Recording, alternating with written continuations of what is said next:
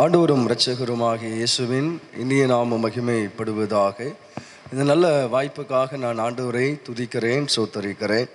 தொடர்ச்சியாக தேவன் நம்மோடு கூட பேசி அவர் நம்மை பலப்படுத்தி கொண்டு இருப்பதற்காக நான் ஆண்டவரை துதிக்கிறேன். ஆமென். அல்லேலூயா. சத்தமாக சொல்லுங்க, அல்லேலூயா.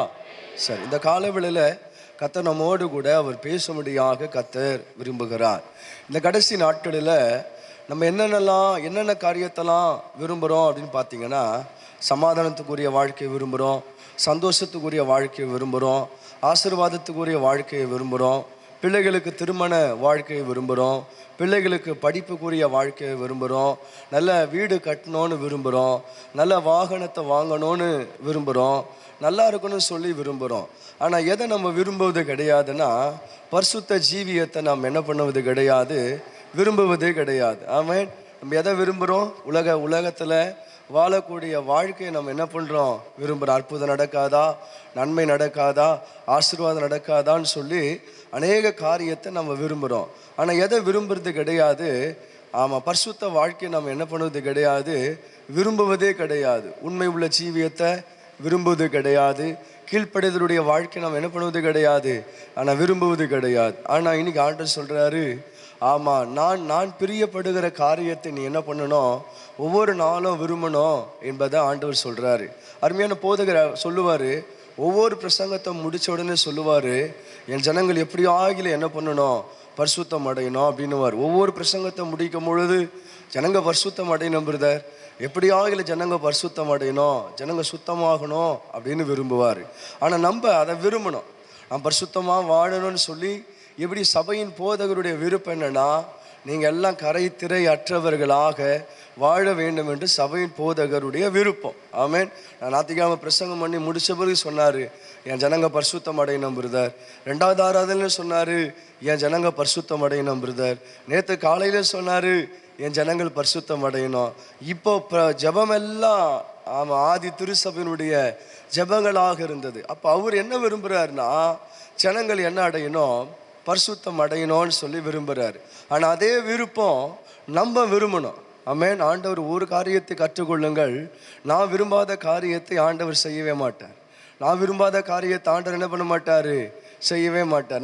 நல்ல ஒரு ஜப குறிப்பு நடத்தினார். ஆமென். ஆதி திருசபையில் ஜப குறிப்பு சூப்பராக நடத்தினார். அல்லேலூயா. ஆதிலே கொண்டு இருந்த அன்பை என்ன பண்ண விட்ட. அல்லேலூயா. சபை என்ன பண்ணிட்டீங்க, வியாபார ஸ்தலமாக என்ன பண்ணிட்டீங்க, மாற்றிட்டீங்க. ஆமென். சபை அக்கினியாக இருக்க வேண்டிய சபைகள் எல்லாம் அக்கினி இழந்துச்சு சொல்லி நடத்தினார். இப்போ நீங்கள் விரும்பணும், எதை விரும்பணும், பரிசுத்த வாழ்க்கையை நீங்கள் என்ன பண்ணணும், நீங்கள் பரிசுத்த வாழ்க்கை விரும்பினாதான் பரிசுத்தமாக வாழ முடியும். உண்மையான ஜீவியத்தை விரும்பினாதான் உண்மையான ஜீவியத்தை வாழ முடியும். சாட்சி உள்ள வாழ்க்கையை விரும்பினாதான் சாட்சி உள்ள வாழ்க்கை என்ன பண்ண முடியும், வாழ முடியும். கீழ்ப்படிதலை விரும்பினாதான் கீழ்ப்படிய முடியும். வேதத்தின்படி வாழ விரும்பினாதான் வேதத்தின்படி என்ன பண்ண முடியும், வாழ முடியும். விரும்புங்க. ஆமென். நீங்கள் பரிசுத்தத்தை என்ன பண்ணுங்க, அதிகமாக விரும்புங்க. ஒரு வசனத்தை வாசிக்கலாம். 2 கொரிந்தியர் 5ஆம் அதிகாரம் 17வது வசனத்தை ஒருவரும், கொலோசியர் 3ஆம் அதிகாரம் 6வது வசனத்திலிருந்து ஒருவரை வாசிக்கலாம். இப்படி இருக்க ஒருவன் கிறிஸ்துவுக்குள் இருந்தால் புது சிருஷ்டியாய் இருக்கிறான். பழையவைகள் ஒழிந்து போயின, எல்லாம் புதிதாயின. அல்லேலூயா. ஒருவன் கிறிஸ்துவுக்குள் இருந்தால், நல்ல நீங்க, யார் புது சிருஷ்டியாய் மாறுவான், யாருடைய வாழ்க்கையில் இருக்கிற பழவைகள் எல்லாம் ஒளிந்து போகும் அப்படின்னா, எல்லாருடைய வாழ்க்கையில் அல்ல. வேதம் சொல்வது, ஒருவன் கிறிஸ்துவுக்குள் இருந்தால். யாருக்குள்ள கிறிஸ்துவுக்குள்ள ஒருவன் இருந்தால் அவன் புது சிருஷ்டியாய் மாறுகிறான். பழையவைகள் எல்லாம் என்னவாகிறதா, ஒளிந்து போகிறது. அல்லேலூயா.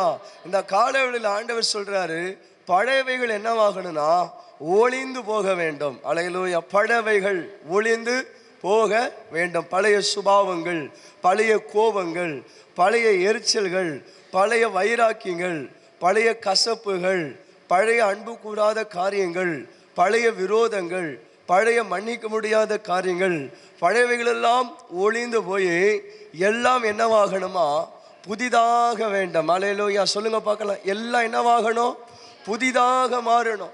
பழையவைகள் இருக்கிற வரைக்கும் நம்ம ஆசீர்வதிக்கப்பட முடியாது. பழையவைகள் இருக்கிற வரைக்கும் நம்ம உயர்த்தப்பட முடியாது. பழையவைகள் இருக்கிற வரைக்கும் நம்ம விடுதலை பெற முடியாது. பழையவைகள் இருக்கிற வரைக்கும் நன்மையை காண முடியாது. பழையவைகள் இருக்கிற வரைக்கும் ஆரோக்கியத்தை பெற முடியாது. பழையவைகள் எப்பொழுது ஒளிந்து போகிறதோ அப்பொழுது புதியவைகளும் வருகிறது. ஒருவன் கிறிஸ்துவுக்குள் இருந்தால் அவன் புது சிருஷ்டியாய் மாறுகிறான். பழையவைகளெல்லாம் ஒளிந்து போனது, எல்லாமே என்னவாகிறதா? புதிதாய் ஆனது. இப்போ இன்னைக்கு அவர் ரொம்ப விரும்புகிறார், நீங்க எல்லாம் என்னவா மாறணும்? புதியவைகளாக மாறணும். புதிய வருஷம் அல்ல, புதிய நாள் அல்ல, புதிய மாதம் அல்ல, புதிய மனுஷராக இருக்க வேண்டும். அல்லேலூயா. அப்பா புது வருஷம் வந்துச்சுப்பா, புது வருஷம் வந்துச்சு, அடுத்த வருஷமும் புது வருஷம் வரும், அதுக்கு அடுத்தமும் புது வருஷம் வரும். கரெக்டா? வருஷம் வருஷம் என்ன வரும்? புது வருஷம். வருஷம் வருஷம் புது வருஷம் வரும். வருஷம் வருஷம் புதிய மாதம் வரும். வருஷம் வருஷம் புதிய நாள் வரும். ஆனா வருஷம் வருஷம் புதிய வாழ்க்கை வரணும். அல்லேலூயா. நம்முடைய வாழ்க்கை என்னவாகணும்? புதிதாக்கப்படணும். சொல்லுங்க பார்க்கலாம், நம்முடைய வாழ்க்கை என்னவாகணும்? புதிதாக்கப்படணும். வாசிக்கலாமா? கொலோசியர் 3ஆம் அதிகாரம் 6ல இருந்து வாசிங்க. இவைகளின் பொருட்டே கீழ்ப்படியாமையின் பிள்ளைகள் மேல் தேவ கோபாக்கினை வரும். நீங்களும் முற்காலத்தில் அவர்களுக்குள்ளே சஞ்சரித்த போது அவைகளை செய்து கொண்டு வந்தீர்கள். இப்பொழுதோ கோபமும் மூர்க்கமும் பொறாமையும் உங்கள் வாயில் பிறக்கலாகாத தூஷணமும் வம்பு வார்த்தைகளுமாகிய இவைகளை எல்லாம் விட்டு விடுங்கள். ஒருவருக்கொருவர் பொய் சொல்லாதிருங்கள்.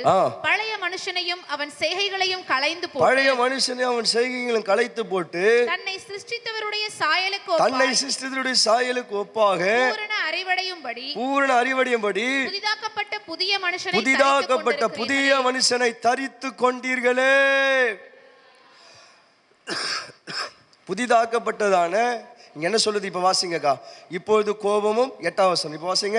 இப்பொழுதோ கோபமும் மூர்க்கம் பொறாமை உங்கள் வாயில் பிறக்கலாகாத தூஷணமும் வம்பு வார்த்தைகளும் ஆகிய இவைகள் எல்லாவற்றையும் என்ன பண்ணு? விட்டு விடுங்கள்.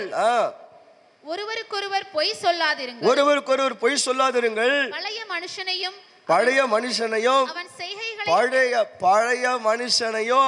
செய்கை என்ன பண்ணுங்க? களைத்து போட்டு தன்னை சிருஷ்டித்தருடைய சாயலுக்கு ஒப்பாக பூரண அறிவுடையாடு புதிதாக்கப்பட்ட புதிய மனுஷனை தரித்து கொண்டீர்களே. அல்லேலூயா. இந்த கடைசி நாட்களில் புதிதாக்கப்பட்டதான புதிய மனுஷனை தரித்து கொள்ள வேண்டும். புதிதாக்கப்பட்டதான புதிய சிந்தையை தரித்து கொள்ள வேண்டும். புதிதாக்கப்பட்டதான புதிய இருதயத்தை தரித்து கொள்ள வேண்டும். புதிதாக்கப்பட்டதான புதிய ஆத்துமாவை தரித்து கொள்ள வேண்டும். புதிதாக்கப்பட்டதான புதிய சரீரத்தை தரித்து கொள்ள வேண்டும். புதிதாக்கப்பட்டதான புதிய பார்வைகளை தரித்து கொள்ள வேண்டும். புதிதாக்கப்பட்டதான புதிய எண்ணங்களை தரித்து கொள்ள வேண்டும். புதிதாக்கப்பட்டதான புதிய மனுஷனை தரித்து கொண்டீர்களே. நான் யார் என்று சொன்னால், புதிய வருஷம் அல்ல, புதிய நாள் அல்ல, புதிய மாதம் அல்ல. நான் யாருன்னா புதிதாக்கப்பட்ட மனுஷனை தரித்து கொண்டிருக்கிறேன். ஐயா, வருஷத்துக்கு ஒரு முறை அல்ல, 6 மாசத்துக்கு ஒரு முறை அல்ல, வாரத்துக்கு ஒரு முறை அல்ல, ஒவ்வொரு நாளும் புதிதாக்கப்பட்டதான மனிதனை தரித்து கொண்டிருக்கிறேன். அல்லேலூயா. எப்பொழுது புதிதாக்கப்பட்ட மனிதனை தரித்து கொண்டிருக்கிறாயோ அப்பொழுது ஆசீர்வதிக்கப்படுவாய். எப்போது புதிதாக்கப்பட்ட மனிதனை தரித்து கொண்டிருக்கிறாயோ அப்போதே உயர்த்தப்படுவாய். எப்போது புதிதாக்கப்பட்ட மனிதனை தரித்து கொண்டிருக்கிறாயோ அப்போதே விடுதலை பெறுவாய். எப்போது புதிதாக்கப்பட்ட மனிதனை தரித்து கொண்டிருக்கிறாயோ அப்போது சத்துருவை ஜெயம் எடுப்பாய். எப்போது புதிதாக்கப்பட்ட மனிதனை தரித்து கொண்டிருக்கிறாயோ மாம்சத்தை ஜெயம் எடுப்பாய். புதிதாக்கப்பட்ட மனிதனை தரித்து கொண்டிருக்கிறாயோ ஜென்ம சுபாவத்தை ஜெயம் எடுப்பாய். ஒவ்வொரு பிள்ளைகளும் புதிதாக்கப்பட்ட மனிதனை தரித்து கொண்டீர்களே. சபைக்கு வந்து பழைய வாழ்க்கை வாழக்கூடாது. சபைக்கு வந்து துன்மார்க்கமான வாழ்க்கை வாழக்கூடாது. சபைக்கு வந்து களவு செய்யக்கூடாது. சபைக்கு வந்து பொய் உள்ள வாழ்க்கை வாழக்கூடாது. புதிதாக்கப்பட்ட மனுஷனை என்ன பண்ணீர்களா? தரித்து கொண்டீர்களே. ஏன் இந்த புதிதாக்கப்பட்ட மனுஷனை தரித்து கொள்ளணும்? வாசிக்கலாம். 1 கொரிந்தியர் 3ஆம் அதிகாரம் 16, 17. ஏன் இந்த புதிதாக்கப்பட்ட மனுஷனை நம்ம தரித்து கொள்ளணும்? நீங்கள் தேவனுடைய ஆலயமாய் இருக்கிறீர்கள் என்றும், நீங்கள் தேவனுடைய ஆலயமாய் இருக்கிறீர்கள் என்றும், தேவனுடைய ஆவி உங்களில் வாசமாய் இருக்கிறார் என்றும், தேவனுடைய ஆவி உங்களில் வாசமாய் இருக்கிறார் என்றும் அறியாதிருக்கிறீர்களா? அறியாது இருக்கிறீர்களா? ஒருவன் தேவனுடைய ஆலயத்தை கெடுத்தால், ஒருவன் தேவனுடைய ஆலயத்தை கெடுத்தால் அவனை தேவன் கெடுப்பார். அவனை தேவன் கெடுப்பார். தேவனுடைய ஆலயம், தேவனுடைய ஆலயம் பரிசுத்தமாய் இருக்கிறது, பரிசுத்தமாய் இருக்கிறது. நீங்களே அந்த ஆலயம். ஆடா, தேவனுடைய ஆலயம் எப்படிக்குதா? சொல்லுங்க சொல்லுங்க சொல்லுங்க பிரதர், சொல்லுங்க பிரதர். தேவனுடைய ஆலயம் எப்படிக்குதா? பரிசுத்தமாய் இருக்கிறது. நீங்களே அந்த ஆலயம். இந்த ஆலயத்தை நீ என்ன பண்ணக்கூடாதுன்னா கெடுத்து கொள்ளக்கூடாது. இந்த ஆலயத்தை நீ என்ன பண்ணக்கூடாது? சத்தமாக சொல்லுங்க. இந்த ஆலயத்தை நீ என்ன பண்ணக்கூடாது? கெடுத்து கொள்ளக்கூடாது. மாம்சத்தின்படி வாழ்ந்து இந்த ஆலயத்தை கெடுத்து கொள்ளக்கூடாது. ஜென்ம சுபாவத்தின்படி வாழ்ந்து இந்த ஆலயத்தை கெடுத்து கொள்ளக்கூடாது. மற்றவர்களை குற்றப்படுத்தி இந்த ஆலயத்தை கெடுத்து கொள்ளக்கூடாது. மற்றவரோடு வாக்குவாதம் பண்ணி இந்த ஆலயத்தை கெடுத்து கொள்ளக்கூடாது. விரோதங்களை உண்டு பண்ணி, கசப்பை உண்டு பண்ணி, வைராக்கியத்தை உண்டு பண்ணி இந்த ஆலயத்தை கெடுத்து கொள்ளக்கூடாது. பொய்யான காரியத்தை பேசி இந்த ஆலயத்தை கெடுத்து கொள்ளக்கூடாது. ஏனென்றால் இது தேவனுடைய ஆலயமாயிருக்கிறது.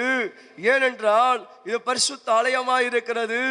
ஏனென்றால் தேவன் வாசம் பண்ணுகிற, தேவன் உலாவுகிற, தேவன் அவருடைய சிங்காசனமாய் ஆண்டவர் மாற்ற பண்ணின இடமாய் இருக்கிறது. இன்னைக்கு ஆண்டவர் என்ன சொல்றாருன்னா, உன்னை புதிய மனிதனாய் மாற்ற விரும்புகிறேன்.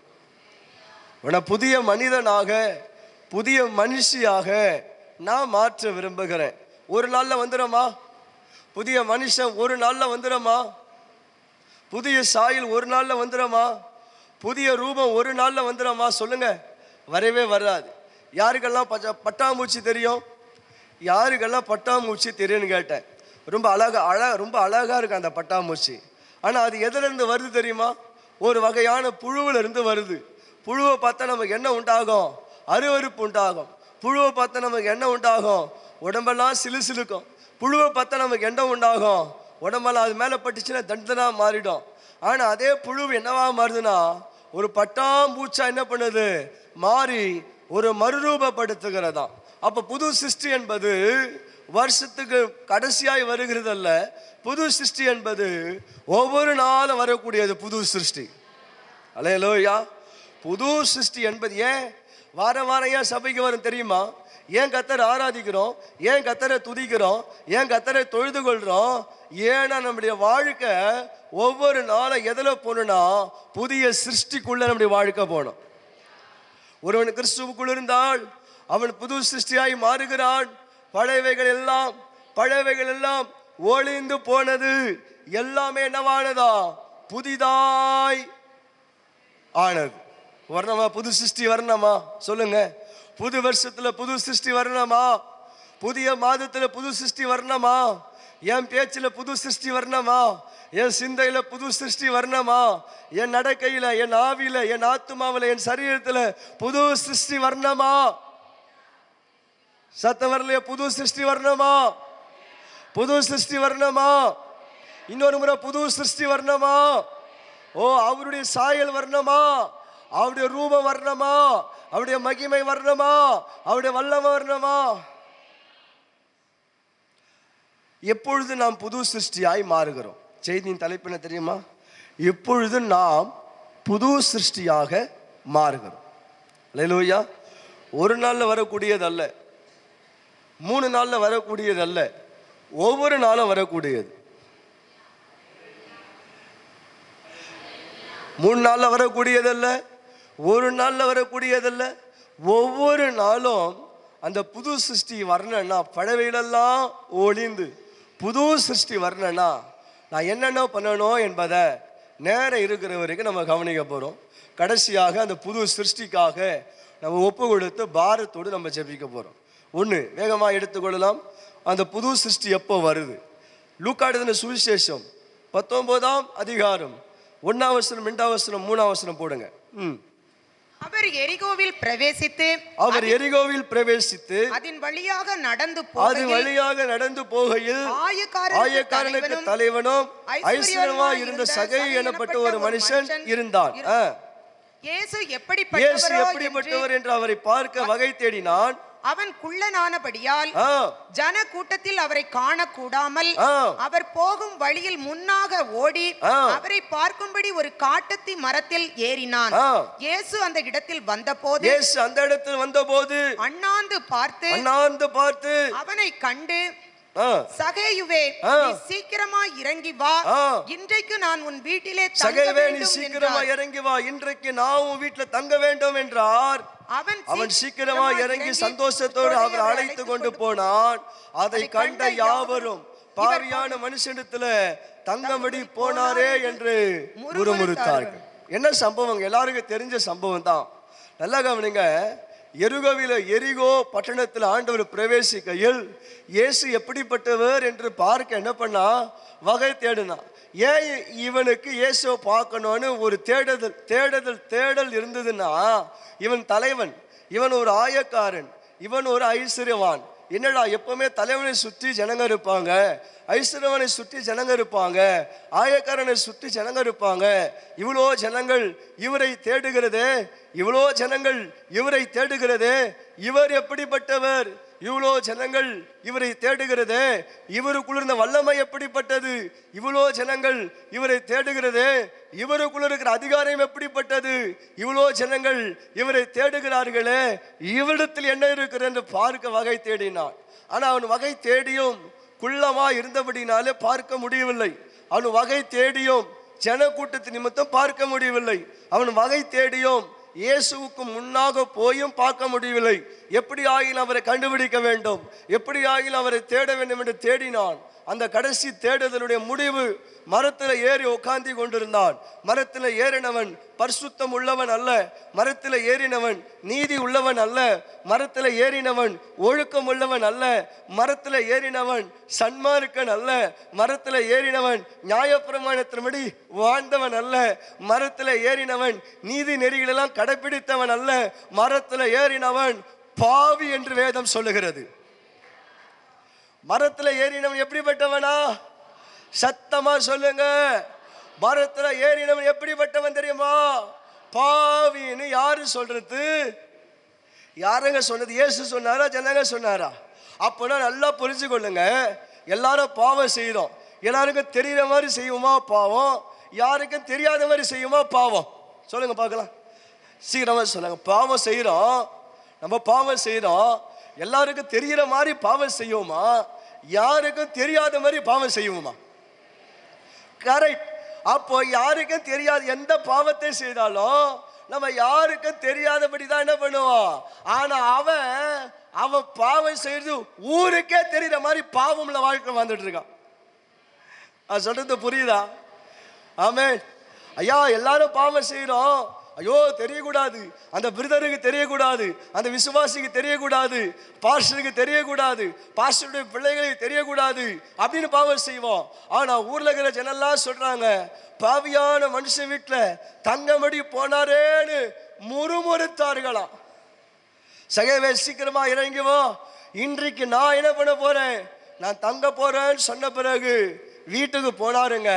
பாவமான மனிதன் அவரை பார்த்து சொல்றான், நான் யார் இடத்துல எல்லாம் அநியாயமாக வாங்கினதனோ அதை நாலு தனியா திருப்பி தரேன், என் ஆஸ்தியை பாதி ஏழைகளுக்கு கொடுக்குறேன், யாருக்கெல்லாம் அநியாயமாக வாங்கினனோ அதெல்லாம் திருப்பி தரேன்னு சொன்ன உடனே ஆண்டவர் சொன்னார், அவன் சொன்னான், என் ஆஸ்தியை பாதி தரேன்னா, நான் யாருக்கெல்லாம் அநியாயமாக வாங்கினனோ அதெல்லாம் திருப்பி தரேன்னா.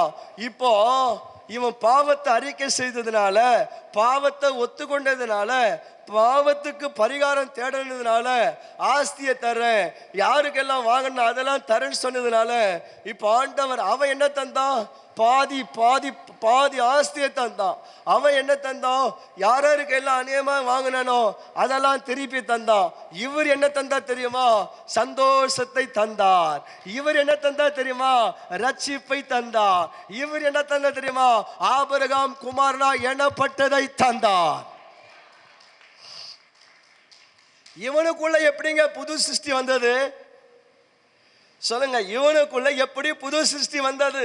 பழையவைகள் எல்லாம் ஒளிந்து போனது, பழைய பாவங்கள் ஒளிந்து போனது, பழைய பழைய அநியாயமா சம்பாதித்த காரியங்கள் ஒளிந்து போனது, பழைய அராஜாக ஒளிந்து போனது, பழையவைகள் எல்லாம் ஒளிந்து போய் சகைக்குள்ள என்ன வந்ததா? புதியவைகள் வந்தது. ஆஸ்திய பாதி கொடுக்கிறேன், புதியவைகள் வந்தது. யாரெல்லாம் அநியாயமா வாங்கணும் அதெல்லாம் தருகிறேன், புதியவைகள் வந்தது. ஒண்ணு, ஒருவன் கிறிஸ்துவுக்குள் இருந்தால் புது சிருஷ்டியா மாறணும்னா, பழவைகள்லாம் ஒளிந்து போய் எல்லாம் புதிதாகணும்னா முதல்ல கர்த்தரை தேடக்கூடிய உணர்வு இருக்கணும் நமக்கு. புதுசு வரணும்னா கர்த்தரை தேடக்கூடிய உணர்வு இருக்கணும். கர்த்தரை யாரெல்லாம் தேடுறாங்களோ அவங்க புது சிருஷ்டியாக இருப்பார்கள். அவர் எப்படிப்பட்டவர் என்று தேடினான், அவர் எப்படிப்பட்டவர் என்று தேடினான், சந்தோஷம் அடைந்தான். அவர் எப்படிப்பட்டவர் என்று தேடினான், பரிசுத்தம் அடைந்தான். அவர் எப்படிப்பட்டவர் என்று தேடினான், ரட்சிப்படைந்தான். அவர் எப்படிப்பட்டவர் என்று தேடினான், ஆபிரகாம் குமாரனாய் எண்ணப்பட்டான். அவர் எப்படிப்பட்டவர் என்று தேடினான், அந்த தேடுதலே அவனை புது சிருஷ்டியாக மாற்றியது.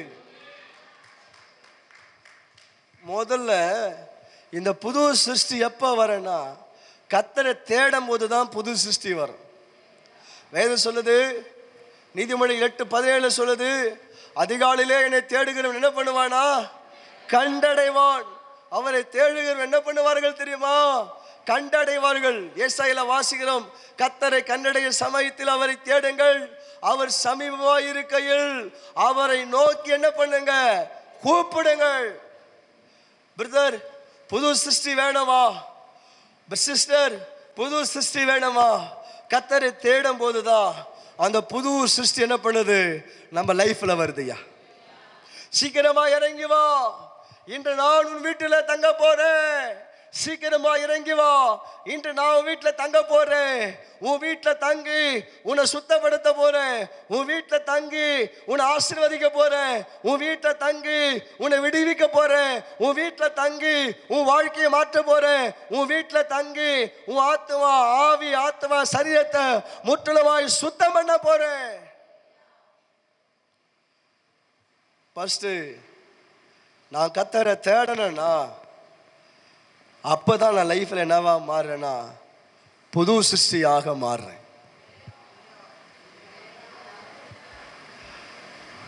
ரெண்டாவது, நான் எப்போ புது சிருஷ்டியா மாறுறேன்? வாசிக்கலாம். லூக்கா எழுதின சுவிசேஷம் 15ஆம் அதிகாரம் 18, 19, 20. நான் எப்போ புது சிருஷ்டியா மாறுறேன்? வாசிங்க. நான் எழுந்து என் தகப்பனிடத்திற்கு போய், நான் எழுந்து என் தகப்பனிடத்திற்கு போய், தகப்பனே, தகப்பனே, பரத்துக்கு விரோதமாக உமக்கு முன்பாகவும் பாவம் செய்தேன். இனிமேல் உம்முடைய குமாரன் என்று சொல்லப்படுவதற்கு நான் பாத்திரன் அல்ல. உம்முடைய கூலிக்காரரில் ஒருவனாக என்னை வைத்துக் கொள்ளும். போதுங்க. ரெண்டாவது, இந்த புது சிருஷ்டி எப்படி வருதுன்னா, இங்க பாருங்க, இது என்ன சம்பவம்? இளையகுமாரனுடைய சம்பவம். ஒரு வீட்டில் ஒரு தகப்பனை எத்தனை குமார் இருந்தார்கள்? 2 குமார் இருந்தார்கள். அதில் இளையவன் தகப்பனை நோக்கி, தகப்பனே, எனக்கு சேர வேண்டிய ஆஸ்தி நீ என்ன பண்ணு, பங்கிட்டு தாரம் என்று கேட்டான். அவன் ஆஸ்தி கேட்டது தப்பல்ல, அதை வாங்கினது தப்பல்ல, அதை பயன்படுத்தினது தான் தப்பு. அப்போ உடனே அவனுக்கு கூறிய ஆஸ்தி என்ன பண்ணாரு? அவனுக்கு பங்கிட்டு கொடுத்தாரு. அவன் என்ன பண்ணியிருக்கணும்? அந்த ஆஸ்தியை வாங்கி கொண்டு போய் ஒரு வியாபாரம் பண்ணியிருக்கலாம். அந்த ஆஸ்தியை வாங்கி கொண்டு போய் ஒரு கடன் வைத்திருக்கலாம். அந்த ஆஸ்தியை வாங்கி கொண்டு போய் ஒரு பெரிய இடத்த வாங்கி லேவட் போட்டு என்ன பண்ணிருக்கலாம்? வித்திருக்கலாம். ஆனால் ஆஸ்தியை வாங்கினவன் என்ன பண்ணான்னு தெரியுமா? துன்மார்க்கமாக வாழ்ந்தான், பாவத்தோடு வாழ்ந்தான், அநியாயமா வாழ்ந்து அந்த துன்மார்க்கது நிமித்தம் தன் ஆஸ்திகள் எல்லாவற்றையும் என்ன பண்ணான் தெரியுமா? அழித்து போட்டான். ஆஸ்திகள் எல்லாம் அழித்து போட்டான். வாங்கின ஆஸ்தி என்ன பண்ணினான் தெரியுமா? அழித்தே போட்டான்.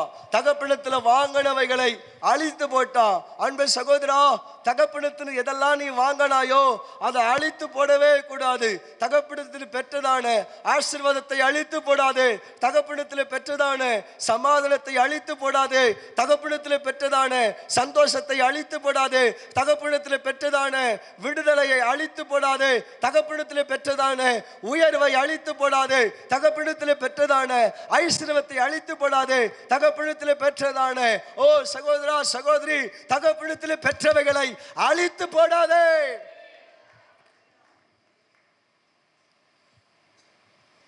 துன்மார்க்கமாய் வாழ்வாயானால் தகப்பனத்தில் பெற்றவைகளை அழித்து போடுவாய். மாம்சத்தோடு வாழ்வாயானால் தகப்பனத்தில் பெற்றவைகளை அழித்து போடுவாய்.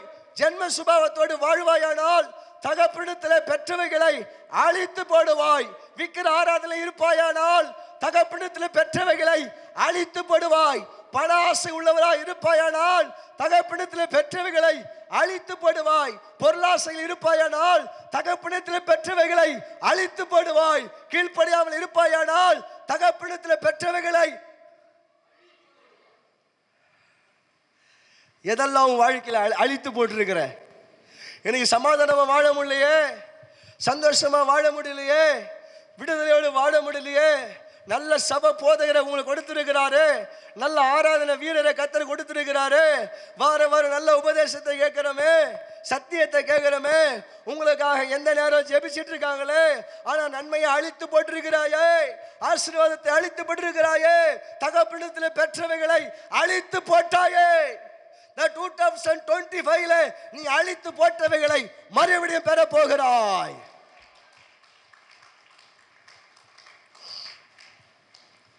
மொத்தத்தையும் காலி பண்ணிட்டாங்க. மொத்தத்தையும் காலி பண்ணிட்டு கடைசியா போயிட்டு பசி பயங்கரமா எடுக்குது. அப்படியே வயிறு கிள்ற மாதிரி இருக்குது, அப்படியே தலை சுத்துற மாதிரி இருக்குது, சாப்பிட்றதுக்கே வழி இல்லை. கடைசியா பார்த்தான் பன்றிக்கு போயிடுகிற தவிடத்தன்னு ஆசைப்பட்டான். அதை கூட ஒருத்தன் கூட தரவே இல்லை. இப்போதான் புத்தி தெளியுது. எங்கள் அப்பாவோடு இருக்கிற வேலைக்காரெல்லாம் நல்ல சாப்பாடு சாப்பிட்றான். எங்கள் அப்பாவோடு இருக்கிற வேலைக்காரன் நல்ல சாப்பாடு சாப்பிட்றான். எங்கள் அப்பாவை விட்டு வந்தான்னா எனக்கு பிச்சை எடுக்கிறேன். அல்லேலூயா. எங்கள் அப்பாவோடு இருக்கிற வேலைக்காரனுக்கு பூர்த்தியானதெல்லாம் கிடைக்குது. நான் எங்கள் அப்பா விட்டு வெளியே எனக்கு பிச்சை எடுக்கிறேன். எங்கள் அப்பாவோட இருக்கிறவங்களுக்கெல்லாம் விரும்பினதெல்லாம் கிடைக்குது. அப்பா விட்டு வெளியே வந்த எனக்கு நான் விரும்புறது ஒன்றுமே கிடைக்கல. நான் எழுந்துக்க போறேன், நான் எழுந்துக்க போறேன், என் தகப்பன் வீட்டுக்கு போறேன், என் தகப்பன் வீட்டுக்கு போறேன். பரவாயில்ல, குறைப்பட்டனா தகப்பன் வீட்டுக்கு போறேன். துன்மார்க்கமா வாழ்ந்த நான் தகப்பன் வீட்டுக்கு போறேன். என் ஆஸ்தி அழித்து போட்ட நான் தகப்பன் வீட்டுக்கு போறேன். உலக சிநேகத்துல வாழ்ந்த நான் தகப்பன் வீட்டுக்கு போறேன். என் அப்பாவுடைய கற்பனை மீறினா தகப்பன் வீட்டுக்கு போறேன்.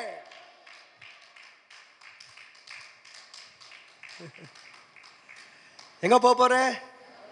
அப்ப நல்ல முடிவு எடுத்துட்டான் பாருங்க, செம்ம தீர்மானம். அவன் பசி எடுக்கும் போது நல்ல தீர்மானம் எடுத்துட்டான். வேற வழியில ஐயோ நான் துன்மார்க்கமா வாழுறேன், பாவத்துல வாழுறேன், நெருக்கத்துல வாழுறேன், பசியில வாழுறேன், செத்துக்கிட்டு இருக்கையா. இன்னும் கொஞ்ச நாள் போனா நான் பசியிலே செத்துருவேன், வேதனையிலே செத்துருவேன், நெருக்கத்திலே செத்துருவேன், அவமானத்திலே செத்துருவேன். நான் எழுந்து தகப்பன் வீட்டுக்கு போக போறேன். பிரதர், ரெண்டாவது புது சிருஷ்டி எங்க வருது தெரியுமா? நான் எழுந்து தகப்பன் வீட்டுக்கு போறேன். சத்தமா சொல்லுங்க, நான் எழுந்து தகப்பன் வீட்டுக்கு போறேன். இப்ப போறான், தகப்பன் வீட்டுக்கு போறான். தகப்பன் என்ன சொல்ல போறாரே தெரியலையே. என் தகப்பன் என்ன சொல்ல போறாரு தெரியலையே. ஒருவேளை வீட்டை விட்டு தெத்திட போறாரா, வீட்டை விட்டு தெத்திட போறாரா, இல்ல வீட்டுல சேர்த்துக்க போறாரா, இல்ல வேலைக்காரனா வைக்க போறாரா, இல்ல மகனா வைக்க போறாரா, ஒன்னும் புரியல.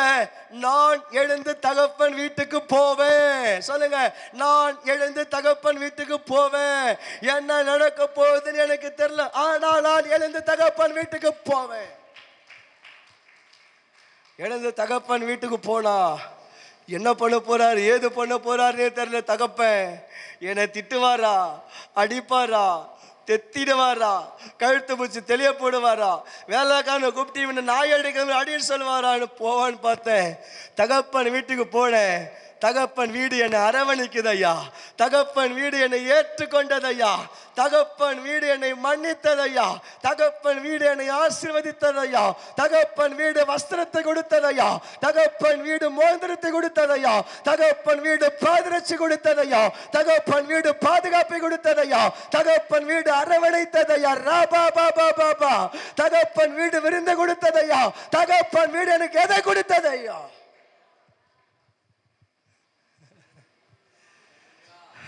ஆமே.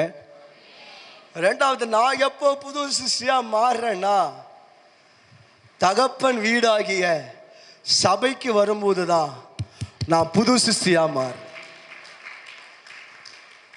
எப்படிங்க சபையை நீ உதாசனப்படுத்துவீங்க? இது வீடு. ஐயா ஜெபம் எடுத்தும் போது சொன்னார்ல, யோவான் 2ஆம் அதிகாரத்துல தேவாலயத்துக்கு ஆண்டவர் போறாரு. அங்க போய் உள்ள போய் பார்த்தா கத்தரை ஆராதிப்பாங்க, கத்தரை துதிப்பாங்க, கத்தரை தொழுது கொள்ளணும்னு பார்த்தா ஆடு விற்கிறவன், மாடு விற்கிறவன், புறா விற்கிறவன், கோழி விற்கிறவன் மொத்த பேரை உட்காந்து ஆலயத்தில் எதை பண்ணினுங்கிறான்? வியாபாரம் பண்ணிங்கிறான். போனவர் கயிறு எடுத்தாரு. என்னது? கயிறு எடுத்தாரு. கயிறு எடுக்கிறாரு. நம்மளுக்கு என்ன தோணும்? கயிறு எடுத்தா என்ன தோணும்? இவரை ஏதோ மாடு வாங்க வந்துக்கிறாரு, ஆடு வாங்க வந்துக்கிறாரு, புறா வாங்க வந்துக்கிறாரு. அந்த கயிறு எடுத்து சவுக்க உண்டு பண்றாரு. சவுக்க உண்டு பண்ணி எல்லாரையும் அடிச்சு தெத்திட்டு சொல்றாரு, என் பிதாவின் வீட்டை வியாபார ஸ்தலமா நீ மாத்திட்டியே, என் பிதாவின் வீட்டை கள்ளர் கொகையாய் மாத்திட்டியே. இது ஆராதிக்கிற ஸ்தலம், இது தொழுது கொள்ளுகிற ஸ்தலம், வசனம் வெளிப்படுகிற ஸ்தலம், ஒரு மனிதனை விடுதலை கொடுக்கிற ஸ்தலம், ஒரு மனிதனுடைய வாழ்க்கையை மாற்றுகிற ஸ்தலம், ஒரு மனிதனை உற்சாகப்படுத்துகிற ஸ்தலம், ஒரு மனிதனை உயிர்ப்பிக்கிற ஸ்தலம், ஒரு மனிதனை பரிசுத்தப்படுத்துகிற ஸ்தலம், ஒரு மனிதனை வாழ வைக்கிற ஸ்தலம், ஒரு மனிதனை பலப்படுத்துகிற ஸ்தலம்.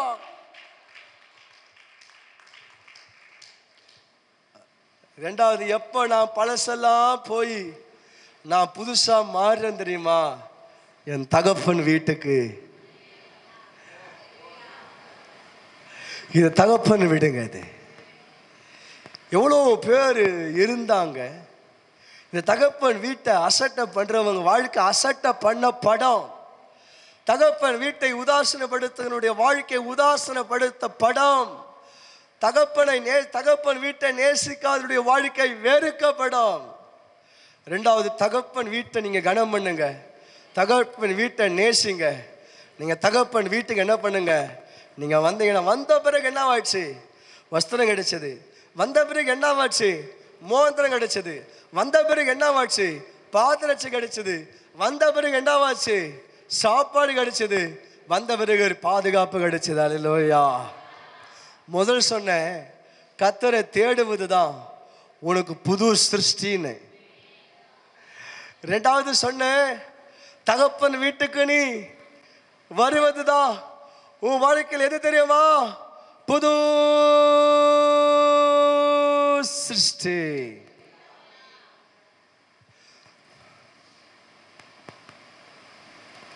அல்லேலூயா. மூணாவது வாசிக்கலாமா? மார்க் எழுதின சுவிசேஷம் 12ஆம் அதிகாரம் 29வது வசனம். மார்க் எழுதின சுவிசேஷம் 12ஆம் அதிகாரம் 29-30 வசனம் வாசிங்க. இயேசு அவனுக்கு பிரதித்திரமாக, கற்பனைகள் எல்லாம் பிரதான கற்பனை எது என்றால், இஸ்ரவேலே கேள், ஒருவரே கர்த்தர், உன் தேவனாகிய கர்த்தரிடத்தில் உன் முழு இருதயத்தோடும் உன் முழு ஆத்துமாவோடும் உன் முழு மனதோடும் உன் முழு பலத்தோடும் அன்பு கூறுவாயாக என்பதே பிரதான கற்பனை.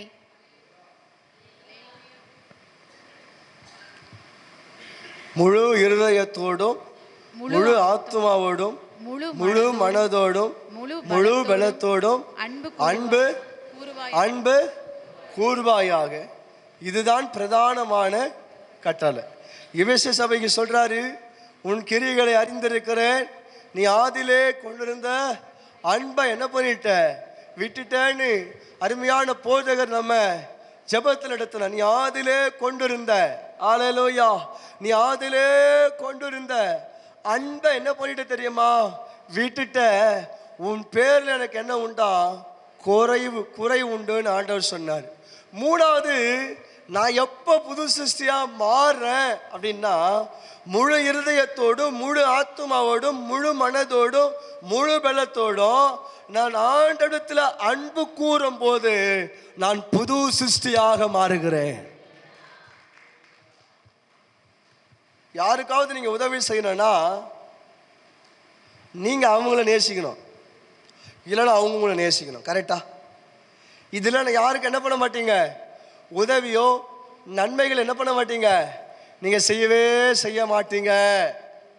ஆண்டவர் சொல்ற, நாம் பாவிகளா இருக்கையில் கிறிஸ்து நமக்காக மரித்ததினாலே தேவன் தம் மேல வைத்ததான தமது அன்பை என்ன பண்ணினாரா?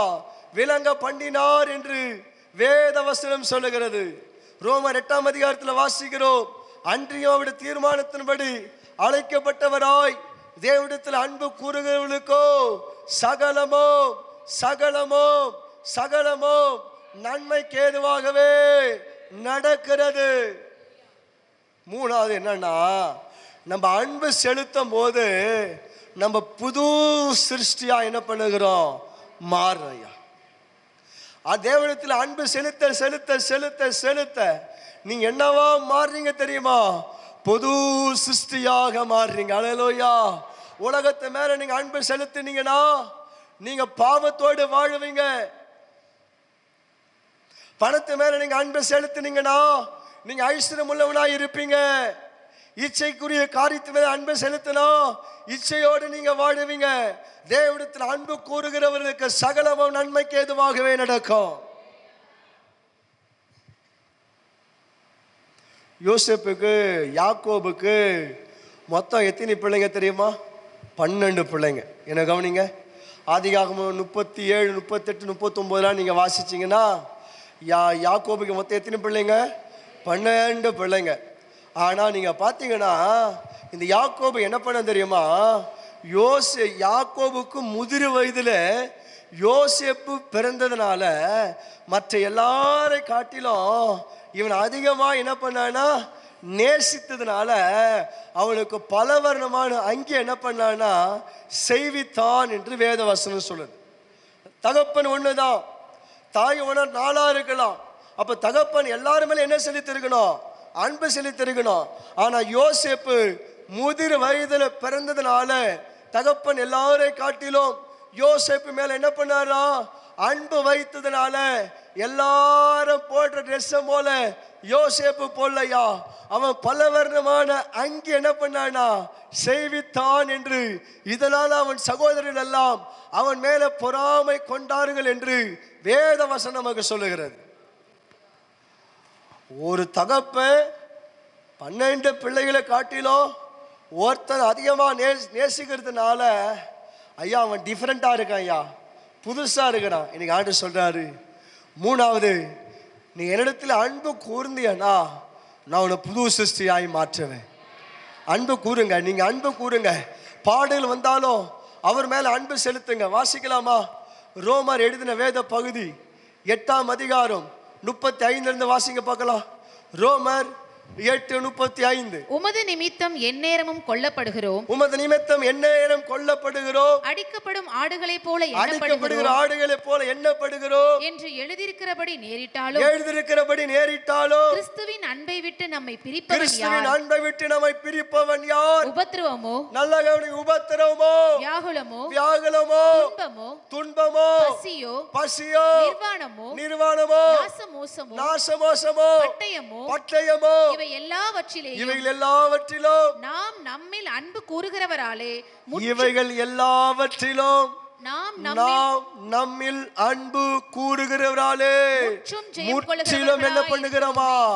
ஜெயம் கொள்ளுகிறவராக இருக்கிறோம். என்ன வருது?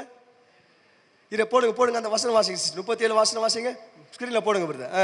கிறிஸ்துவின் அன்பை விட்டு நம்மை பிரிப்பவன் யார்? உபத்திரவமோ. இங்க பாருங்க,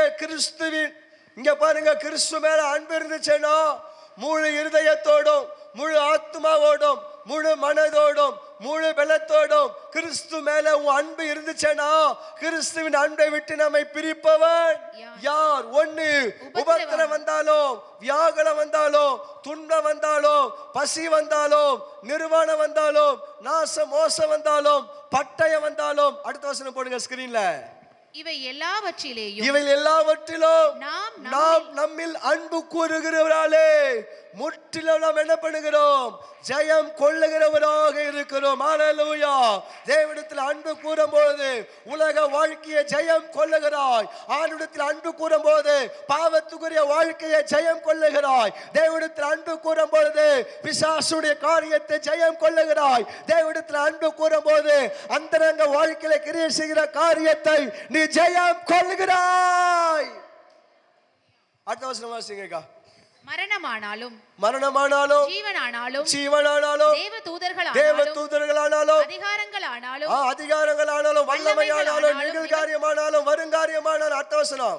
உயர்வானாலும் தாழ்வானாலும் வேற எந்த சிருஷ்டியானாலும் தம்முடைய கர்த்தராகிய இயேசு கிறிஸ்து தேவனுடைய அன்பை விட்டு நம்மை பிரிக்க மாட்டாது என்று நான் நிச்சயித்திருக்கிறேன். உபத்திரம் வந்தா என்ன? கொஞ்சம் உபத்திரம் வந்துச்சேனா, கொஞ்சம் நிர்வாணம் வந்துச்சேனா, கொஞ்சம் வியாதி, கொஞ்சம் பலவீனம், கொஞ்சம் போராட்டம், கொஞ்சம் நெருக்கம் வந்தா எதை விட்டு பிரிஞ்சிடும்? ஆண்டுடைய அன்பை விட்டு பிரிஞ்சிடும். நீ சொல்றாரு, கிறிஸ்துவின் அன்பை விட்டு என்னை பிரிப்பவன் யார்? கிறிஸ்துவின் அன்பை விட்டு என்னை பிரிப்பவன் யார்? சொல்லுங்க. நான் சொல்லுவேன், நீங்க சொல்லணும். கிறிஸ்துவின் அன்பை விட்டு பிரிக்கவே முடியாதுன்னு சொல்லுங்க. 1 2 3. துன்பம் வந்தாலும் இல்லையே, சத்தமா சொல்லுங்க. 1 2 3.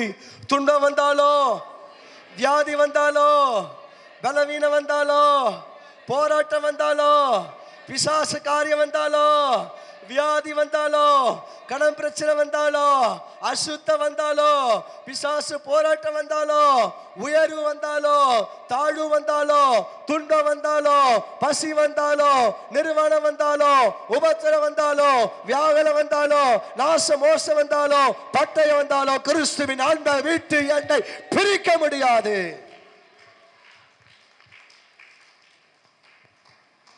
எனக்கு நேத்துல இருந்து உடம்பு சரியில்லை.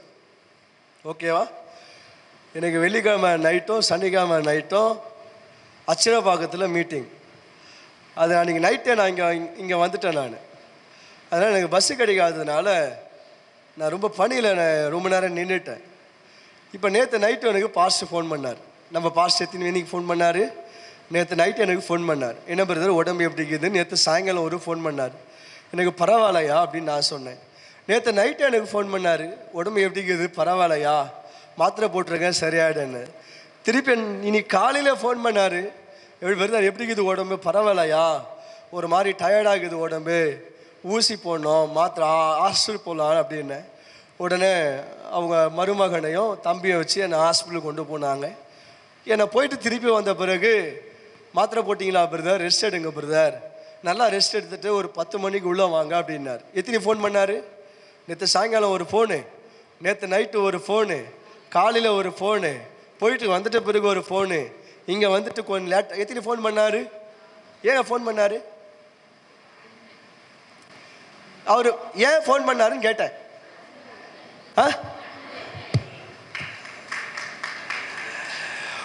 ஒரு அன்பு எப்படி வெளிப்படுது? சாதாரண ஒரு 3 நாள் இங்கே இருக்கிற ஞாயிறு திங்கள் செவ்வாய் ஒரு 3 நாள் இங்கே இருக்கிறேன். அன்பு என்ன பண்ணுது? காலைல ஆட்டோ எடுத்துகிட்டு வா, நான் வண்டியில் போகிறேன்றேன், ஆட்டோவில் போயிட்டு ஆட்டோவில் வந்தேன், நான் காசு கொடுக்குறேன்னு, பிரதர் கூகுள் பே. நான் என்ன சொல்கிறது புரியுதா உனக்கு? ப்ராப்ளம் யாருக்கு? எனக்கு. ஆனால் இவங்க எல்லாம் என்ன பண்ணுறாங்க? இவன் ஒரு சாதாரண ஒரு ஊழியக்காரன் சகோதரன் எல்லாம் ஏமால அன்பு செலுத்துறதுனால எனக்கு செய்ய வேண்டிய கடமைகள் எல்லாம் கரெக்டாக செய்கிறாங்க. இப்போ சொல்லுங்க, இவங்க ஒரு 3 நாள் இங்க இருக்கிற என் மேல அன்பு செலுத்தும் போது இவ்வளோ காரியத்தை எனக்கு செய்யறாங்கன்னா, நான் முழு இருதயத்தோடும் முழு ஆத்மாவோடும் முழு மனதோடும் முழு பலத்தோடும் நான் அன்பு செலுத்துவேனா, ஆண்டவர் புது சிருஷ்டியாக மாற்றுகிறார், ஜெயமுள்ள வாழ்க்கையை தருகிறார். ரேபா லாபா ராகாலா ரீமா நாதா ராபா லா சங்கலா. அன்பு குறையவே கூடாது. அன்பு குறையமானா பாவம் உன்னை மேற்கொள்ளும். அன்பு குறையமானா அசுத்த உன்னை மேற்கொள்ளும். அன்பு குறையமானா இச்சை உன்னை மேற்கொள்ளும். அன்பு குறையமானா லவ்விக உன்னை மேற்கொள்ளும். அன்பு குறையவே கூடாது.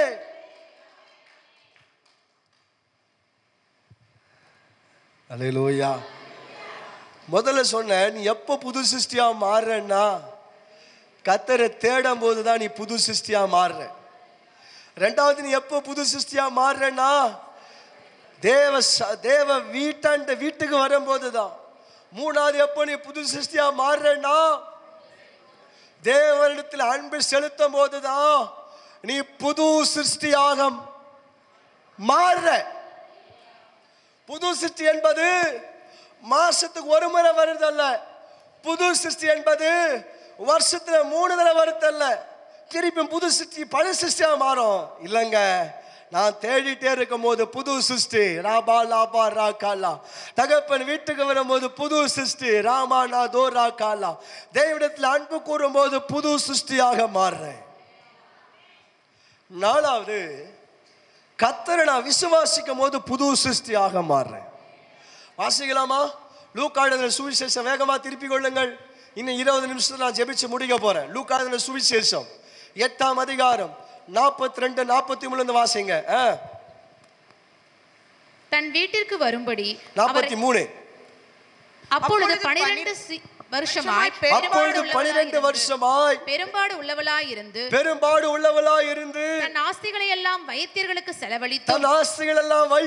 செலவழித்து ஒருவனாலும் சொஸ்தமாக்கப்படாதவளாய் இருந்து ஒரு ஸ்திரீ அவருக்கு பின்னாக வந்து அவருடைய வஸ்திரத்தின் ஓரத்தை தொட்டால் உடனே அவளுடைய பெரும்பாடு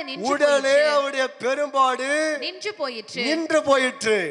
அடுத்தது, அப்பொழுது இயேசு என்னை தொட்டது யார் என்று கேட்டார். எங்களுக்கு தெரியாது என்றார். எல்லாரும் சொன்னபோது பேதுரு அவரோடு கூட இருந்தவர்கள், ஐயரே, திரளான ஜனங்கள் உம்மை சூழ்ந்து கொண்டு இருக்க உம்மை தொட்டது யார் என்று எப்படி கேட்கிறீர் என்று கேட்டார். அர்த்தவசனம் வாசிங்க. அதற்கு இயேசு என்னிலிருந்து வல்லமை புறப்பட்டதை அறிந்திருக்கிறேன், அதனால் ஒருவர் என்னை தொட்டது உண்டு என்றார். அப்பொழுது அந்த ஸ்திரீ தான் மறைந்திருக்கவில்லை என்று கண்டு நடுங்கி வந்து அவர் முன்பாக விழுந்து தான் அவரை தொட்ட காரணத்தையும் உடனே தான் சொஸ்தமானதையும் எல்லா ஜனங்களுக்கும் முன்பாக அவருக்கு அறிவித்தாள். அவர் அவளை பார்த்து, மகளே, திடன்கொள், உன் விசுவாசம் உன்னை இரட்சித்தது, சமாதானத்தோடே போ என்றார். எத்தனை வருஷங்க வாழ்க்கை சொல்லுங்க? எத்தனை வருஷம் வாழ்க்கை இது? 12 வருஷம் வாழ்க்கை. அவளால என்னவா மாற முடியும்? எதுக்கு உள்ள போக முடியல? புது சிருஷ்டிக்குள்ள போக முடியல. பணத்தை செலவழித்தோம், புது வாழ்க்கைக்குள்ள போக முடியல. ஆமென். மருத்துவத்தண்டை போயும் புதிய வாழ்க்கைக்குள்ள போக முடியல. இயேசுவுக்கு பின்னாக வந்தா வஸ்திரத்தின் ஓரத்தை தொட்ட போது ஆண்டவர் கேட்கிறார், யார் என்னை தொட்டது? நீர் என்னை தொட்டீரா? இல்ல. நீர் என்னை தொட்டீரா?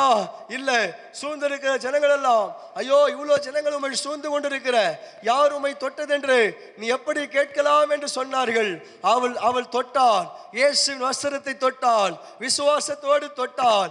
என் வியாதி மாறும் என்று தொட்டாள், எனக்கு சமாதானம் உண்டாகும் என்று தொட்டாள், என் சரீரத்தில் ஒரு மாற்றம் வரும் என்று தொட்டாள், என் ஆவியில ஒரு மாற்றம் வரும், ஆத்மாவில் ஒரு மாற்றம் வரும், சரீரத்தில் ஒரு மாற்றம் வரும். பணத்தால் வராத மாற்றம், ரீபா லாபாரா, பணத்தால் வராத மாற்றம், மருந்தால் வராத மாற்றம், ஊசியால் வராத மாற்றம், அல்லேலூயா, மருத்துவத்தால் வராத மாற்றம், அவரை விசுவாசிக்கும் போது வருகிறது மாற்றம்.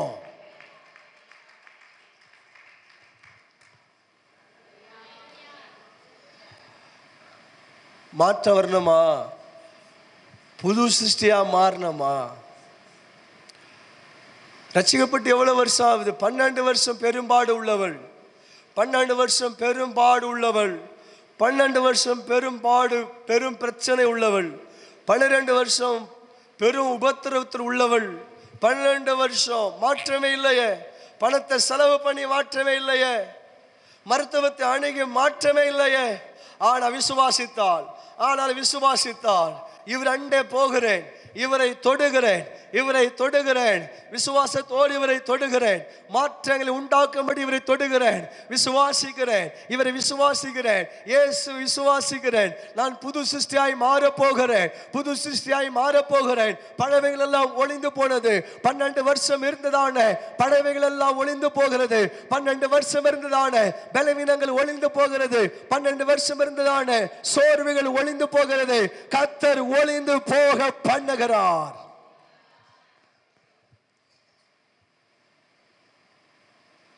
ஃபர்ஸ்ட் சொன்னேன்,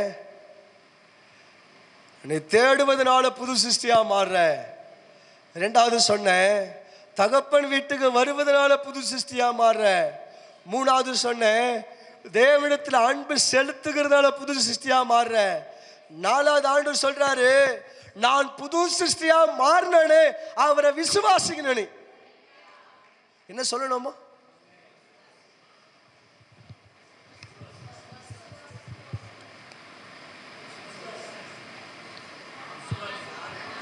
இங்க பாருங்க, ஒரு நிமிஷம். எப்படி வரா? நான் தொட்டா, நான் வாசிங்கள மத்தேயு 9ஆம் அதிகாரம் 20வது வசனம். மத்தேயு 9ஆம் அதிகாரம் 20வது வசனம். அப்பொழுது 12 வருஷமாய் பெரும்பாடு உள்ள ஒரு ஸ்திரீ, இங்க பாருங்க, அப்பொழுது 12 வருஷமாய் பெரும்பாடு உள்ள ஒரு ஸ்திரீ, நான் அவருடைய வஸ்திரத்தையாகிலும் தொட்டால் சொஸ்தமாவேன் என்று தன் வஸ்திரத்தையாகிலும் தொட்டால் சொஸ்தமாவேன் என்று தன் உள்ளத்தில் எண்ணிக்கொண்டு. நான் வந்துச்சு உள்ளத்துல என்றா என்ன என்றா? இப்ப பாருங்க, என்ன பாருங்க, ஓகேவா? முடிக்க போறேன். இப்போ உள்ளத்துல என்ன பண்றா? உள்ளத்துல எண்ணி, ஓஹோ, வஸ்திரத்தை ஓரத்தை தொட்டன்னா, தன் உள்ளத்துல எண்ணிக்கொண்டு என்ன பண்ணா? தொட்டா. விசுவாசித்து வந்தா. எனக்கு ஏதோ ஒன்று நடக்க போகுது, என் சரீரத்தில் ஏதோ ஒன்று நடக்க போகுது, என் ஆத்துமாவில் ஏதோ ஒன்று நடக்க போகுது, என் குடும்பத்தில் ஏதோ நடக்க போகுது, அல்லேலூயா, ஏதோ ஒரு மாற்றம் நடக்க போகுதுன்னு விசுவாசத்தோடு என்ன பண்ணா தெரியுமா? அவள் வஸ்திரத்தின் ஓரத்தை தொட்டா. எங்க ஆண்டவர் தொடலங்க,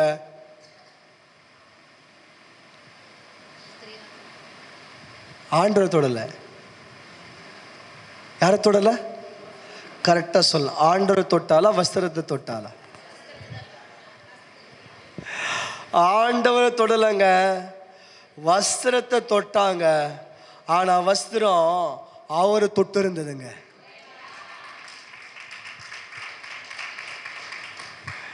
கரெக்டாயா? கரெக்டா? போட்டுக்கிற வஸ்திரம் தொட்டுக்குதா இல்லையா? சிஸ்டர் சொல்லுங்க சிஸ்டர், அந்த சாரி உங்களை தொட்டிருக்கா இல்லையா? அந்த ஷால் உன்னை தொட்டிருக்கா இல்லையா? வஸ்திரத்தின் ஓரத்தை தான் தொட்டா, ஆனா அந்த வஸ்திரம் அவரு தொட்டு இருந்தது. அல்லேலூயா. விசுவாசிக்கணும் ஐயா. என் வாழ்க்கை மாறணும்னு நீ என்ன பண்ணணும்? நீ விசுவாசிக்கணும். விசுவாசித்தாதான்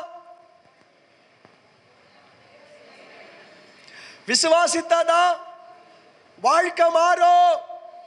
அப்பா நான் விசுவாசிக்கிறேன்பா, இன்னும் துன்மார்க்கமா வாழற விசுவாசிக்கிறேன்பா, இன்னும் பாவத்துல வாழற விசுவாசிக்கிறேன்பா, இன்னும் ஆண்டவருக்கு என்ன ஒப்பு கொடுக்கல விசுவாசிக்கிறேன்பா, கர்த்தரை தேடல விசுவாசிக்கிறேன்பா, இன்னும் கெட்ட பழக்கத்தோடு இருக்கிற விசுவாசிக்கிறேன்பா.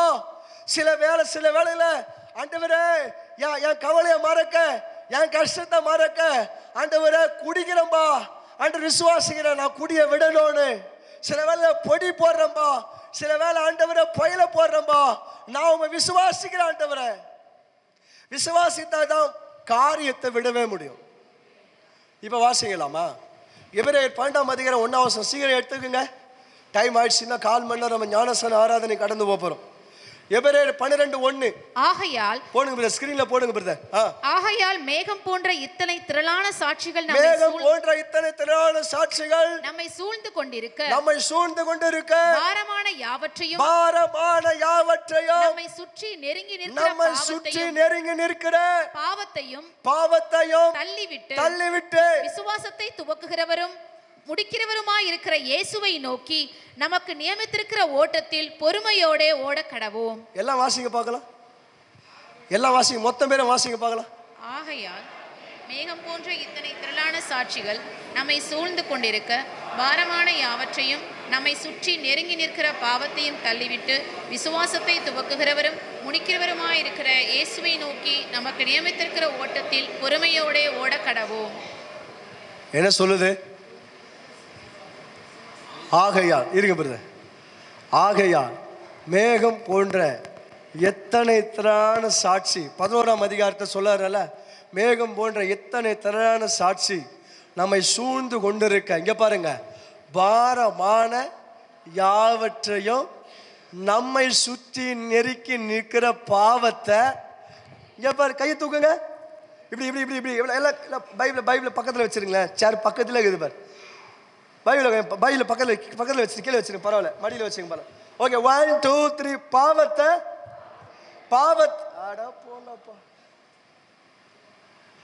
பாவத்தை சீக்கிரம் சொல்லுங்க.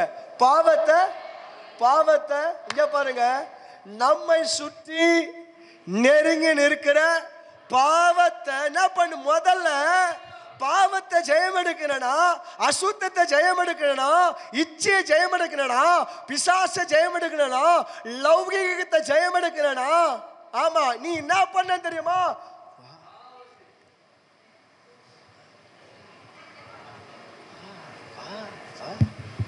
Come on, 1 2 3 4. என்னது? நாம சுற்றி நெருங்கிற பாவத்தை தள்ளி, இனிமேல் நல்ல ஒரு தீர்மானத்தோடு போவோம். நமக்கு எதிராக எழும்புகிற பாவத்தை தள்ளி, சாபத்தை தள்ளி, அக்கிரமத்தை தள்ளி, வியாதிய தள்ளி, முறுமுறுப்ப தள்ளி, வைராக்கியத்தை, கசப்ப, விரோதத்தை, குறை சொல்றத, சண்டைய, விரோதத்தை தள்ளி தள்ளிப்போம். யோசேப்பு தள்ளி விட்டு ஓடுறான், வஸ்திரத்தாலும் பரவல ஓடுறான். சொல்றாரு, தள்ளி விசுவாசத்தை துவக்குகிறவரும் முடிக்கிறவமா இருக்கிற இயேசுவை நோக்கி நமக்கு நியமித்திருக்கிற ஓட்டத்தை பொறுமையோடு ஓடு.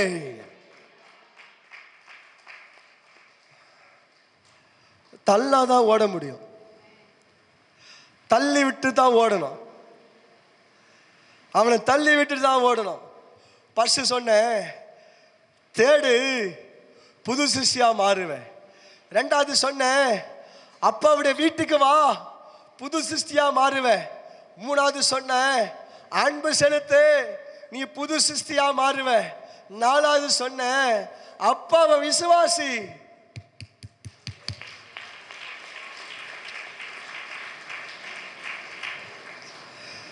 அஞ்சாவது, ஓகே, 2 காரியத்தை சொல்லி இப்போ நான் ஜெபிக்க போகிறேன்.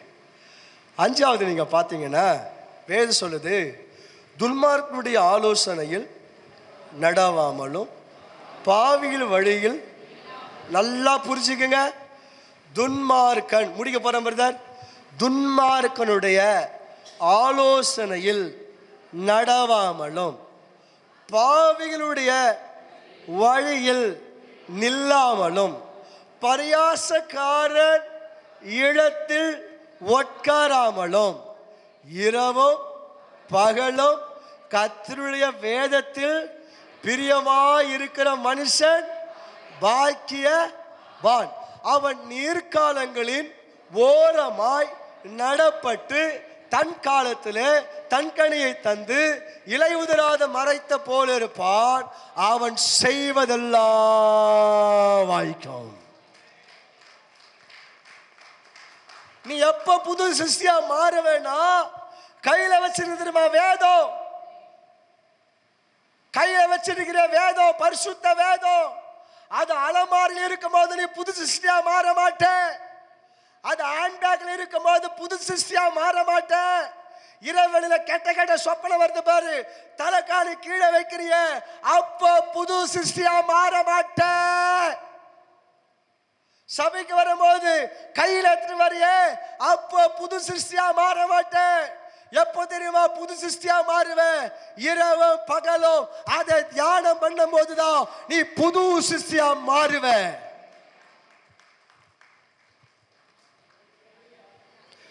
இரவும் பகலும் அதை படிக்கணும். ஐயா எனக்கு படிக்க தெரியாதுன்னா, அதுதான் ஆடியோ பைபிள் வந்துடுச்சு. படிக்க தெரியாதவங்களுக்கு என்ன பைபிள் வந்துடுச்சு? ஆடியோ பைபிள் வந்துச்சு. ஃபோன் எதுக்கோ ஃபோனை யூஸ் பண்ற, கருவாட்டு குழம்பு செய்யறதுக்கு, மீன் குழம்பு செய்யறதுக்கு, கடுகு குழம்பு செய்யறதுக்கு, எதுக்கோ போனை யூஸ் பண்ற. ஆனா தமிழ் படிக்காது. எதுல கேளு? பைபிள், ஆடியோ பைபிள் என்ன பண்ணு கேளு. வேதத்தை வாசிக்க வாசிக்க வாசிக்கதான் புது சிருஷ்டியா மாறுவேன். வேதம் இல்லைன்னா புது சிருஷ்டியா மாற முடியாது. ஐயா ஜெபம் நடத்தும் போது நல்லா பாருங்களேன், வேதத்தின் அடிப்படை வைத்து தான் ஜெபமே நடத்துறேன். ஓகே, ஒன்று. ரெண்டாவது, வாலிபன் தன் வழிய எதனால் சுத்தம் பண்ணுவா? உமது வசனத்தின்படி தன்னை காத்து கொள்ளுகிறவன் தானே. 119:9 சொல்லுதுல, 11 சொல்லுது, நான் உமக்கு விரோதமா பாவம் செய்யாதபடி உமது வாக்க என் இருதயத்துல வைத்து வைத்தையா. இருதயத்தில் எதை வச்சிருக்கிறோம்? இருதயம். 10 வருஷத்துக்கு முன்னால பேசியிருப்பாங்க, 10 வருஷத்துக்கு முன்னால சண்டை போட்டிருப்பாங்க, 10 வருஷத்துக்கு முன்னால வாக்குவாதம் பண்ணியிருப்பாங்க, 10 வருஷத்துக்கு முன்னால ஏதோ ஒரு பொருளை அபகரிச்சிருப்பாங்க. இன்னும் பேசினுக்கிறோம். ஏன் சொல்லுங்க பார்க்கலாம்? இருதயத்தில் என்ன இல்லை தெரியுமா? கர்த்தருடைய வார்த்தை இருதயத்தில் இல்லையா? இப்ப வாசிங்க யோசுவா 1:8-9. சீக்கிரம் வாசிங்க, ஜெபிக்க போறோம். யோசுவா 1:8-9. இந்த நியாயப்பிரமாண புத்தகம், இந்த நியாயப்பிரமாண புத்தகம் உன் வாயை விட்டு பிரியாதிருப்பதாக, உன் வாயை விட்டு பிரியாதிருப்பதாக, இதில் எழுதியிருக்கிறவைகளின்படியெல்லாம் நீ செய்ய இதில் எழுதியிருக்கிறபடியெல்லாம் நீ செய்ய கவனமா இருக்கும்படி இரவும் பகலும் அதை தியானித்துக் கொண்டிருப்பாயாக. அப்பொழுது நீ உன் வழியை வாய்க்க பண்ணுவாய், அப்பொழுது புத்திமானாயும் நடந்து கொள்ளுவாய். பைபிள் எப்போ படிக்கணும்? பைபிள் எப்போ படிக்கணும்? பைபிள் எப்போ படிக்கணும்? இரவும் இரவும். அடுத்தது, வேதம்தான் ஒரு மனிதனை புது சிருஷ்டியாய் மாற்று. பறவைகள் எல்லாம் ஒளிந்து போகிறது. ராபா லாபா ராபா லா ஷாக்கா லாதரா. வேதத்தை வாசிக்க வாசிக்க, வேதத்தை கேட்க கேட்க, வார வாரம் பண்ற பிரசங்கத்தை தியானிக்க, அதை மனப்பாடம் பண்ண, உன் வாழ்க்கை புது சிருஷ்டியாய் மாறுது. வேதம் இல்லாமல் புது சிருஷ்டியா மாற முடியாது. வேதம் இல்லாமல் பரிசுத்தமா வாழ முடியாது. வேதம் இல்லாமல் உண்மையா வாழ முடியாது. வேதம் இல்லாமல் கீழ்ப்படிய முடியாது. வேதம் இல்லாமல் சத்துருவை ஜெயம் எடுக்க முடியாது. வேதம் இல்லாமல் வாக்குத்தத்தத்தை சுதந்திரித்துக் கொள்ள முடியாது. அல்லேலூயா, அல்லேலூயா. அடுத்தது, புது சிருஷ்டி எங்க வருது? எடுத்துக்கலாமா? ஆதியாகமம்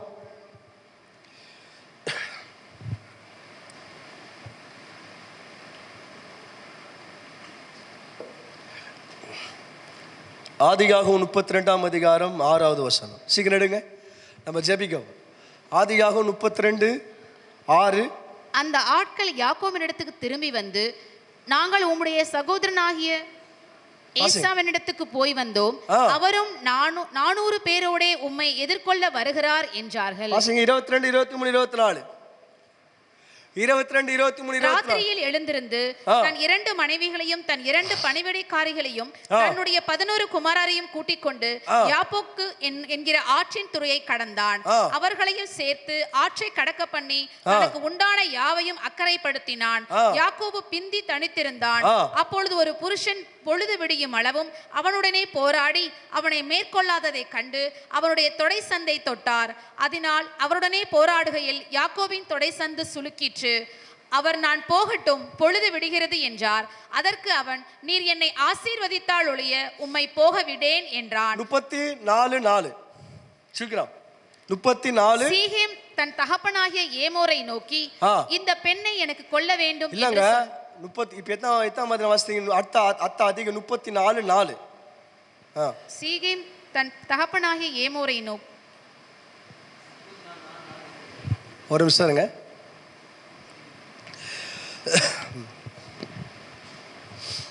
ஓகே, ஒரு செகண்ட் 33:4. அப்பொழுது ஏசா எதிர்கொண்டு ஓடி வந்து அவனை தழுவி அவன் கழுத்தை கட்டிக்கொண்டு. இங்க பாருங்களேன், இந்த யாக்கோபு முடிக்க போறேன். இன்னும் 1 கார் 2 கார் சொல்லி முடிச்சு ஜெபம் பண்ணி 11 மணிக்கு மைக்க கொடுக்க போறேன். இந்த யாக்கோபு யாரை ஏமாத்தனா? அண்ணனை ஏமாத்திட்டான். ட்ரெஸ்ஸை போட்டு ஏமாத்தனா, ரோம மூடி போட்டு என்ன பண்ணா ஏமாத்தனா, சமைச்சு கொடுத்து ஏமாத்தனா, பேசி ஏமாத்தனா, ஏமாத்தி ஆசீர்வாதத்தை புடி என்ன பண்ணிட்டாரு, சாரு போயிட்டாரு. 20 வருஷம் கழிச்சு வர்றாரு. எங்க வர்றாரு? திருப்பி தான் தேசத்துக்கு வர்றாரு. அவன் நினைச்சிருப்பான் பரவாயில்ல, அண்ணங்கார எல்லாத்தையும் மறந்துட்டு இருப்பான். என் மேல இருக்கிற கோவெல்லாம் போயிட்டு இருக்கோம், வைராக்கியெல்லாம் போயிட்டு இருக்கோம், கசப்பெல்லாம் போயிட்டு இருக்கோம், விரோதெல்லாம் போயிட்டு இருக்கோம் அப்படின்னு நினைச்சு வர்றாரு. எத்தனை வருஷம் கழிச்சு? ஆனா 20 வருஷம் கழிச்சு வந்தா கூட 400 பேரோட நிக்கிறான் ஒருத்தனை போட்டு தள்ளுறதுக்கு. நான் சொல்றது புரியுதாங்க? மொத்தம் எத்தனை பேரு? இப்ப கணக்கு போடுங்க பார்க்கலாம். ராகேலு, லேயாலு, யாக்கோபு, 2 வேலைக்காரி, மொத்தம் எத்தனை பேரு? 5 பேரு. பிள்ளைங்க எத்தனை பேரு? 12, பொண்ணு 1, 13 வச்சுங்க. மொத்தம் எத்தனை பேரு? ஐயோ அப்பா, 13, 18. இந்த 18 பேரை போட்டு தள்ளுறதுக்கு எத்தனை பேர் வரா? 18 பேரை போடுறதுக்கு மொத்தம் 400 பேர் வராங்க. இவன் நினைச்சுக்கிறாரு பொண்டாட்டிய பார்த்தோனையோ இவன் மனசு மாறிடும், வேலைக்காரிய பார்த்தோனையோ மனசு மாறிடும், என் பொண்ணை பார்த்தானா என் பையன் பார்த்தா மனசு மாறிடும் அப்படின்னு 400 வந்து போயிட்டு வந்து சொல்றான். எப்பா நீ அங்க போன 400 பேர் நின்னுங்கிறான், அவனை போட்டு சாவச்சிடுவான், வெட்டிடுவான், கொலை பண்ணிடுவான். சாருக்கு என்ன வந்துச்சு? பயம் வந்துச்சு. உடனே என்ன பண்ண தெரியுமா? எல்லாரையும் அப்புறப்படுத்திட்டு போய் தேவனோடு போராடுறாரு. தேவனோடு போராடி தேவனோட மனிதனோடு போராடி என்ன பண்ணாரா? தேவனையும் மனிதனையும் மேற்கொண்டாரு. ஆனா அடுத்த அதிகாரம் 33:4 சொல்லுது, ஏசா ஓடி வந்து அவனை கட்டி பூச்சி,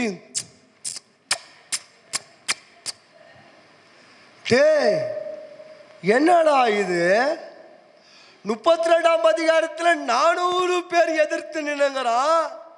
33ஆம் அதிகாரம் 4ஆம் வசனம் கட்டி பூச்சிக்கின்னு கொஞ்சிக்கின்னு பிள்ளைங்களாம்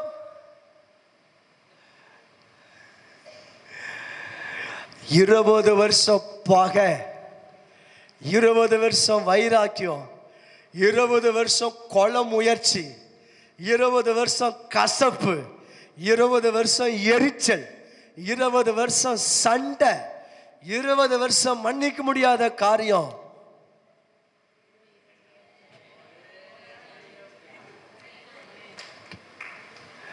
கையை தட்டுங்க. இப்ப சொல்லுங்க, ஏன் பிரதர் பாவத்தை ஜெயம் எடுக்க முடியல, கசப்பை ஜெயம் எடுக்க முடியல, மாம்சத்தை ஜெயம் எடுக்க முடியல, ஜென்ம சுபாவத்தை ஜெயம் எடுக்க முடியல, கீழ்ப்படியாமைய ஜெயம் எடுக்க முடியல, பொருளாசையை ஜெயம் எடுக்க முடியல, விக்கிர ஆராதனை ஜெயம் எடுக்க முடியல, விக்கிரங்களுக்கு படைக்கப்பட்டதை சாப்பிடுறத ஏன் ஜெயம் எடுக்க முடியல? என் மனைவி விட்டுட்டு இன்னும் அதையே ஜெயம் எடுக்க முடியல, என் கணவரை விட்டு இன்னொருடைய வாழ்க்கைய ஏன் ஜெயம் எடுக்க முடியலனா, ஜப வாழ்க்கை தாங்க ஒரு மனித வாழ்க்கையில மாற்றத்தை ஏற்படுத்தும். முதல்ல சொன்ன, கையை தூக்குங்க பார்க்கலாம், முதல்ல சொன்ன தேடுவதுதான் உன்னை பழைய வாழ்க்கையிலிருந்து புதிய வாழ்க்கை கொண்டு வருது. சொல்லுங்க. இரண்டாவது என்ன சொன்ன? அப்பா வீட்டுக்கு வந்தாதான் உன்னை பழைய வாழ்க்கையிலிருந்து புதிய வாழ்க்கை கொண்டு வருது. மூணாவது சொன்ன நீ அன்பு செலுத்தினாதான் பழைய வாழ்க்கையிலிருந்து புதிய வாழ்க்கைக்கு வர. நாலாவது சொன்ன நீ விசுவாசித்தாதா பழைய வாழ்க்கையிலிருந்து புதிய வாழ்க்கைக்கு வர. அஞ்சாவது சொன்ன வார்த்தையை தியானித்தாதா பழைய வாழ்க்கையிலிருந்து புதிய வாழ்க்கைக்கு வர. நீ ஜபம் பண்ணணும். ஆண்டவரே மாறணும், மாறணும், என் வாழ்க்கை மாறணும்பா, என் வாழ்க்கை மாறணும்பா, என் வாழ்க்கை மாறணும், என் குடும்பம் மாறணும், என் பிள்ளைங்க மாறணும், எல்லாம் மாறணும் மாறணும் மாறணும் மாறணும். நீ ஜெபம் பண்ணாதான் மாறணும், நீ அழுதாதா மாறணும், உபவாசித்தாதா பொல்லாத வழியெல்லாம் விட்டு விலகணும். நீ மாறினு உனக்காக ஜெபம் பண்ணா மாத்திருந்தான் நீ மாறுவ. ஜெபம் பண்ணாத வரைக்கும் மாற்ற வராதே. வாசிக்கலாம். எசேக்கியேல் 37 அதிகாரம் 1 இருந்து வாசிங்க சிஸ்டர், வேகமா வாசிங்க. எசேக்கியேல் 37 1 இருந்து. கர்த்தருடைய கை என் மேல் அமர்ந்து. சூப்பர். கர்த்தருடைய கை என் மேல் அமர்ந்து கர்த்தர் என்னை ஆவிக்குள்ளாக்கி வெளியே கொண்டு போய் எலும்புகள் நிறைந்த ஒரு பள்ளத்தாக்கின் எலும்புகள் நிறைந்த ஒரு பள்ளத்தாக்கின் நடுவே நிறுத்தி என்னை அவைகளின் அருகே சுற்றி நடக்க பண்ணினார். என்னை அவைகள் அருகே சுற்றி நடக்க பண்ணினார். இதோ பள்ளத்தாக்கின் வெட்ட வெளியிலே, பள்ளத்தாக்கு வெட்ட வெளியிலே அந்த எலும்புகள் மகா திரளாய் கிடந்தது. அந்த எலும்புகள் மகா திரளாய் கிடந்தது.